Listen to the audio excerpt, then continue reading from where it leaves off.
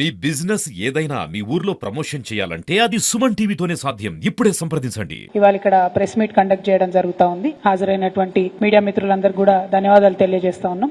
గౌరవ మాజీ మంత్రివర్యులు ప్రశాంత్ రెడ్డి గారు, స్థానిక అట్లానే గౌరవ నాయకులు పెద్దలు మాజీ ఎమ్మెల్యే గారు బాజిరెడ్డి గోవర్ధన్ గారు, అట్లానే మేయర్ గారు నీతు కిరణ్ గారు, అలీం బాయ్ గారు, విఠల్ రావు గారు, హాజరైనటువంటి తమ్ముడు జగన్ గారు, శిల్పరాజు గారు, అందరికీ పేరు పేరున ప్రతి ఒక్కరికి కూడా హృదయపూర్వకంగా నమస్కారాలు తెలియజేస్తా ఉన్నాం. సీనియర్ నాయకులు కొత్తూరు లక్ష్మారెడ్డి గారు, నవీద్ ఇక్బాల్ గారు, అట్లానే హాజరైన వారందరికీ ధన్యవాదాలు.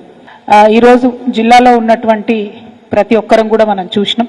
సంక్రాంతి సందర్భంగా చాలా మంచి పని చేస్తున్నామని చెప్పి ఒక అనౌన్స్మెంట్ చేసి మన ఎంపీ గారు ధర్మపురి అరవింద్ గారు, పీయూష్ గోయల్ గారు, అట్లానే బండి సంజయ్ గారు, మరి ఇక్కడ జిల్లాలో ఉన్నటువంటి ఇద్దరు బీజేపీ ఎమ్మెల్యేలు అందరూ కూడా కలిసి సంక్రాంతి రోజు పసుపు బోర్డు ప్రకటించడం జరుగుతూ ఉన్నది. పసుపు బోర్డు ప్రకటనను మనస్ఫూర్తిగా మేము స్వాగతిస్తూ ఉన్నాం. ప్రకటించినటువంటి విధానం పట్ల డెఫినెట్గా అభ్యంతరాలు ఉన్నాయి. కేవలం ఒక బీజేపీ పార్టీ కార్యక్రమంలా చేసినారు తప్పితే కేంద్ర ప్రభుత్వం, రాష్ట్ర ప్రభుత్వంలో ఉన్నటువంటి ప్రజాప్రతినిధులందరినీ ఇన్వాల్వ్ చేసే విధంగా కార్యక్రమం చేయకపోవడం కొంచెం బాధాకరం. ఎందుకంటే ఏ ఒక్క ప్రోటోకాల్ కానీ పద్ధతిని కానీ పాటించకుండా బీజేపీ మంత్రులు, బీజేపీ ఎమ్మెల్యేలు కూర్చొని, బీజేపీ ఎంపీ కూర్చొని మరి అనౌన్స్మెంట్ చేయడం జరిగింది. రాష్ట్ర ప్రభుత్వంలో ఉండే వ్యవసాయ శాఖ మంత్రిని కానీ, ఎట్లాగే జిల్లాలో ఉన్నటువంటి స్థానిక ప్రజాప్రతినిధులమైనటువంటి మా ఎవరిని కూడా ఇన్వాల్వ్ చేయకపోవడం కొంచెం బాధాకరమే. ప్రజలు కూడా ఈ విషయాన్ని గమనించారని చెప్పి నేను భావిస్తూ ఉన్నాను. ఇవాళ పసుపు బోర్డు గురించి చాలా విషయాలు ఆ రోజు మాట్లాడడం జరిగింది. నిజానికి ఈ పసుపు బోర్డు ఆలోచన చేసినప్పుడు 2014 కన్నా ముందు, ఎన్నికలకు వెళ్లే ముందు నేను పసుపు రైతులందరితో మాట్లాడినప్పుడు ఆల్రెడీ 15-20 ఏళ్ల నుంచి మేము ఉద్యమాలు చేస్తూ ఉన్నాం, కానీ ఎవరు కూడా పట్టించుకుంటలేరు. అప్పటికే అధికారంలో ఉన్నటువంటి 10 ఏళ్ల నుంచి అధికారంలో ఉన్న కాంగ్రెస్ పట్టించుకోలేదు. అంతకుముందు భారతీయ జనతా పార్టీ అధికారంలో ఉన్నప్పుడు కొద్దిగా పాజిటివ్గా స్పందించారు, కానీ మళ్ళీ ఎప్పుడు పట్టించుకోలేదని పసుపు రైతులందరూ కూడా చెప్పడం జరిగింది. చెప్పిన తర్వాత ఆ ఇష్యూ టేకప్ చేసి ఒకవేళ నన్ను మీరు ఎంపీగా గెలిపిస్తే ఖచ్చితంగా నా వంతు ప్రయత్నం చేస్తానని ఆనాడు 2014 కన్నా ముందు పసుపు రైతులకు మాటిచ్చి మరి మేము ముందుకెళ్లడం జరిగింది. మాటిచ్చినట్టుగానే 2014 నుంచి మొదలు పెడితే 2018 జూన్ వరకు, అంటే 2019లో ఎన్నికలు వచ్చినాయి, దాదాపు మళ్ళా ఎన్నికలు వచ్చే వరకు 5 సంవత్సరాలు నేను పార్లమెంట్ సభ్యురాలుగా ఉన్నప్పుడు చేసినటువంటి కార్యక్రమాలన్నీ కూడా ప్రెస్ మిత్రులందరికీ కూడా మరి ఒక 30 డాక్యుమెంట్లు దాదాపుగా మీకు అందించడం జరిగింది. ఎంపీగా నేను మే 16 నాడు ఎన్నికైతే నెల లోపలనే, అంటే 12 జూన్ 2014లోనే అప్పుడు నిర్మలా సీతారామన్ గారు కామర్స్ మంత్రి గారు ఉన్నారు, వారికి ఉత్తరం రాయడంతో ప్రారంభిస్తే ఆనాటి నుండి ప్రధానమంత్రి గారిని 2 సార్లు కలవడం, స్పైసెస్ పార్క్ ఒక పక్క పసుపు బోర్డు కోసం ప్రయత్నం చేస్తూనే ఇంకొక పక్క పసుపు ఆధారంగా రావాల్సినటువంటి పరిశ్రమల కోసం మాట్లాడుతూ ఈ దేశంలోకి పసుపు బాగా దిగుమతి అవుతున్నది, దానివల్ల పసుపు రైతులు నష్టపోతా ఉన్నారు, దిగుమతులు అన్నీ ఆపాలని చెప్పి ఇంకొక పక్క డిమాండ్ చేస్తూ పసుపు బోర్డుతో పాటు పసుపుకు మద్దతు ధర 15,000 రూపాయలు ఇవ్వాలని చెప్పి డిమాండ్ చేస్తూ ఒక త్రిముఖ వ్యూహంతో నేను 5 ఏళ్లు అలుపెరగని పోరాటం చేసిన విషయాన్ని నిజామాబాద్ జిల్లా రైతులందరూ కూడా నేను గుర్తు చేస్తా ఉన్నాను. ఎందుకంటే ఒక బోర్డు రావడంతో సంపూర్ణం కాదు. బోర్డు రావడం ఎందుకు, బోర్డు వస్తే అందులో డిఫరెంట్ కొత్త వెరైటీలు, అట్లానే పసుపు సాగు చేస్తే వచ్చేటటువంటి ఏవైతే బై ప్రోడక్ట్స్ ఉంటాయో, పసుపు ఆధారిత పరిశ్రమలు పెట్టడానికి అవసరమైనటువంటి సైంటిఫిక్ రీసెర్చ్ ఉంటుందో అది బోర్డు ప్రొవైడ్ చేస్తుంది. కానీ మద్దతు ధర ఉంటేనే రైతుకు గిట్టుబాటు అవుతుంది. ఎందుకంటే ప్రతి రైతు కూడా ఏ గ్రేడ్ క్వాలిటీ పసుపును పండించలేడు, రకరకాల గ్రేడ్లలో పసుపులు పండుతూ ఉంటాయి. కాబట్టి మద్దతు ధర 15,000 రూపాయలు ఉంటేనే బాగుంటుందని చెప్పి ఆనాడు డిమాండ్ చేసినాం. దాంతో పాటు ఈ దేశంలోకి ఇతర దేశాల నుండి చీప్ వెరైటీ పసుపు రావడంతో, కంబోడియా, మలేషియా, ఇండోనేషియా ఈ దేశాలతోని చీప్ వెరైటీ పసుపు వస్తూ ఉంది, దాంతో మన రైతులు నష్టపోతా ఉన్నారని చెప్పి ఈ 3 అంశాలను కూడా మొదటి రోజు నుంచి నేను డిమాండ్ చేస్తూ ఉన్నాను. గౌరవ ప్రధానమంత్రి గారికి రాసిన లేఖలో కూడా అండర్లైన్ చేసి మీడియా మిత్రులందరూ కూడా లేఖను కూడా ఇవ్వడం జరిగింది. ఆనాడే ఈ 2 అంశాలను కూడా కోరడం జరిగింది. మరి 2014లో బీజేపీ గవర్నమెంట్ వచ్చింది. ఆనాడు ఉన్నటువంటి పసుపు ఇంపోర్ట్తో చూసుకుంటే పసుపు దిగుమతులు ఈ దేశంలోకి చూసుకుంటే ఇవాళ కంపేర్ చేసుకుంటే డబుల్ అయిన ఇంపోర్ట్స్.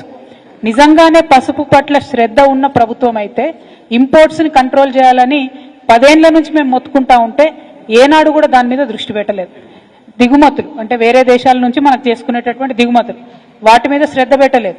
2014లో 8 లక్షల క్వింటాలు ఉంటే ఇప్పుడు దాదాపుగా డబుల్ అయినటువంటి పరిస్థితి దిగుమతులది ఉన్నది. ఆ నంబర్స్ అన్ని కూడా మీకు నేను షేర్ చేయడం జరుగుతుంది. ప్రతి సంవత్సరం పెరుగుకుంటూ పోయింది తప్ప తగ్గలేదు. నిజంగా పసుపు మీద శ్రద్ధ పెట్టేటటువంటి వాళ్ళైతే పాలిటిక్స్ కోసం పసుపు బోర్డు కాకపోతే పసుపు దిగుమతులను వెంటనే కంట్రోల్ చేయాలని చెప్పి నేను భారతీయ జనతా పార్టీని డిమాండ్ చేస్తా ఉన్నాను. రెండవది, మీరు నిజంగానే పాలిటిక్స్ కోసం ఏదో కంటి తుడుపుగా పసుపు బోర్డు ఏర్పాటు చేసిన వాళ్ళు కాకపోతే పసుపు బోర్డుతో పాటు ఇమీడియట్గా పసుపుకు మద్దతు ధర 15,000 రూపాయలు ఇవ్వాలని చెప్పి కూడా నేను డిమాండ్ చేస్తా ఉన్నాను. మరి గౌరవ ఎంపీ గారు అనేక మాటలు మాట్లాడింది. ఆయనకు అలవాటే వెకిల్ మాటలు మాట్లాడడం, ఆయనకు అలవాటే బాధ్యత రాహిత్యంగా మాట్లాడడం.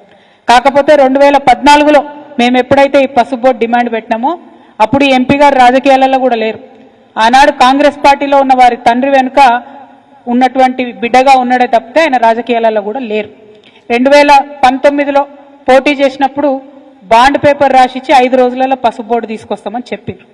ఆ తర్వాత ఏం చేసిండ్రు? పసుపు బోర్డు కాదు స్పైసెస్ బోర్డే చాలా బాగుంటుంది అని చెప్పడం జరిగింది. మరి ఈ స్పైసెస్ బోర్డు కూడా ఈ ఎంపీ గారు తీసుకొచ్చిండ్రా?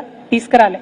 నేను ఎంపీగా ఉన్నప్పుడు మా ఎమ్మెల్యేలందరం ఒక 5-6 ముఖ్యమంత్రుల దగ్గరికి పోతే ప్రధానమంత్రి గారిని 2 సార్లు కలిస్తే అప్పుడున్నటువంటి కామర్స్ మినిస్టర్ నిర్మలా సీతారామన్ గారిని తర్వాత సురేష్ ప్రభు గారు ఎంటబడితే రీజనల్ పసుపు బోర్డు అనేటటువంటిది మా ప్రభుత్వ హయాంలోనే అన్న మంత్రి గారుగా ఉన్నప్పుడే మనము ఆనాడు ఆర్టీసీ చైర్మన్గా బాజిరెడ్డి గారు ఉన్నప్పుడే ఇక్కడ సపరేట్గా ఒక ప్లేస్ ఇచ్చి హైడ్రాలజీ డిపార్ట్మెంట్ దగ్గర ఒక ప్లేస్ ఇచ్చి దాంట్లో స్పైసెస్ బోర్డుని మనం పెట్టడం జరిగింది.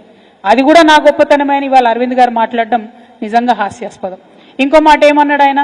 స్పైసెస్ బోర్డు బెంజ్ కారు లాంటిది, పసుపు బోర్డు అంబాసిడర్ కారు లాంటిది. ఆనాడు అంబాసిడర్ కారు కోసం బాండ్ పేపర్ రాసిచ్చిన, కానీ మోడీ గారు నాకు బెంజ్ కారు ఇచ్చిండు ఆయన. కాబట్టి నిజామాబాద్ జిల్లా ప్రజలందరూ కూడా ఆనందంతో ఉత్సవాలు చేసుకోవాలని ఆనాడు చెప్పారు. మరి అలా పసుపు బోర్డు ఎందుకు ఇచ్చినట్టు? ఒకవేళ ఆల్రెడీ బెంజ్ కారు ఉంటే మళ్ళీ అంబాసిడర్ కారు ఎందుకు ఇచ్చినట్టు? అంటే ఈ వైరుధ్యం ఏంది? మీరు మాట్లాడే మాటలలో అన్ని వీడియో రికార్డ్స్ ఉన్నాయి. ఇవాళ రేపు నేను మాట్లాడలే మీరు తొండి అంటున్నారని కూడా లేదు. ఆయన ట్విట్టర్లోనే ఆయన ఫేస్బుక్లోనే మొత్తం అన్ని వీడియోస్ కూడా ఉన్నాయి. ఏది? అరవింద్ గారు వేస్ట్, పసుపు బోర్డు కాలం అయిపోయింది, పసుపు బోర్డు కాలం చెల్లిపోయింది, పసుపు బోర్డుతో అయ్యేది లేదు పోయేది లేదు, కాబట్టే స్పైసెస్ బోర్డు చాలా బాగుందని ఆయన బాకా ఊదిన వీడియోలు అన్నీ కూడా ఉన్నాయి. మరి దాన్ని ఏమంటారు అన్నటువంటిది ఇవాళ బీజేపీ పార్టీ చెప్పాలి. ఎప్పటికప్పుడు ఆనాటి మందమే మాట్లాడి తప్పించుకొని తిరుగుదామంటే ప్రజలు ప్రతి ఒక్క విషయాన్ని గమనిస్తారన్న విషయం రాజకీయాల్లో ఉన్న ప్రతి ఒక్కరం కూడా చూసుకోవాలి. హుందాగా మాట్లాడాలి. మీరు పసుపు బోర్డు తీసుకొచ్చారు, సంతోషం, వెల్కమ్ చేస్తున్నాం. చాలా సంవత్సరాల డిమాండ్, మంచిది, ఇబ్బంది లేదు. కానీ పసుపు బోర్డు ఒక్కటే అంతిమ సొల్యూషన్ కాదు. దీనికి త్రిముఖ వ్యూహం ఉండాలి. ఆ త్రిముఖ వ్యూహంలో ఇంకొకటి ఖచ్చితంగా పసుపుకు మద్దతు ధర రావాలి. మూడవది మన దేశంలోకి వచ్చేటటువంటి పసుపు దిగుమతులన్నీ కూడా ఆగిపోవాలి. ఇంకొక విషయం, ఇప్పుడున్నటువంటి కాంగ్రెస్ పార్టీ ప్రభుత్వాన్ని కూడా మేము డిమాండ్ చేస్తూ ఉన్నాం.